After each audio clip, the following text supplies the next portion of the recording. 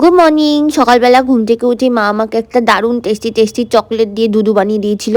সেটা খেয়ে আমি একটুখানি পড়াশোনা করছিলাম বাবার কাছে। পড়াশোনা করতে করতে দেখছি ও মা পিপি চলে এসছে, আর পিপি আমার জন্য নিয়ে এসছে আমার ফেভারিট গুজিয়া আর ভীম পুজোর প্রসাদ। এবার তো ভীম মেলায় আমি আর দাদু বাড়ি যেতে পারিনি, তাই জন্য পিপি আমার নামে ভীম মেলায় গিয়ে ভীম ঠাকুরের কাছে পুজো দিয়ে এসেছিল, আর আসার সময় আমার জন্য প্রসাদও নিয়ে এসেছিল।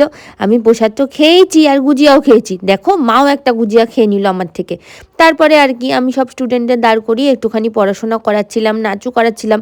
ওই দেখো একটা স্টুডেন্ট আবার উপরে উঠে পড়েছিল, ওকে আবার নিচে নামিয়ে আনলাম। এই স্টুডেন্টদের নামও আছে কিন্তু। আর এই দেখো স্নান করে একটু দুষ্টুমি করছিলাম, মায়ের গায়ে একটু পাউডারই ঢালছিলাম। বাবা বলছিল ঢালো ঢালো, কিন্তু মা আমাকে যে কেন বকলো বুঝতেই পারলাম না। মা বলছে এগুলো নাকি খারাপ জিনিস, এগুলো করতে নেই। তোমরা বলো তো এগুলো কি খারাপ জিনিস? আর তারপরে আমি একটুখানি লাঞ্চ করে নিয়েছিলাম। লাঞ্চ টাঞ্চ করে ঘুম থেকে উঠে দেখছি মা সন্ধে দিচ্ছে, মায়ের সঙ্গে আমিও দাঁড়িয়ে গেছি, কিন্তু আজকে মা আমাকে প্রচার দেয়নি। তারপরে দেখছি একটা দুধুর মধ্যে চুষুর মতন কি যেন দিয়েছে।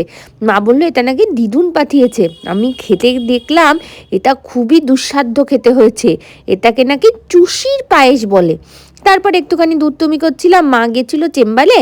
মা চেম্বার থেকে আসার পরে আমার সঙ্গে একটুখানি পড়াশোনা করাচ্ছিল। এগুলো আমার স্কুলের হোমওয়ার্ক, আমি স্কুলে হোমওয়ার্ক করছিলাম বসে বসে। তারপরে বাবার সঙ্গে একটু গল্প করে ঘুমও করে নিলাম।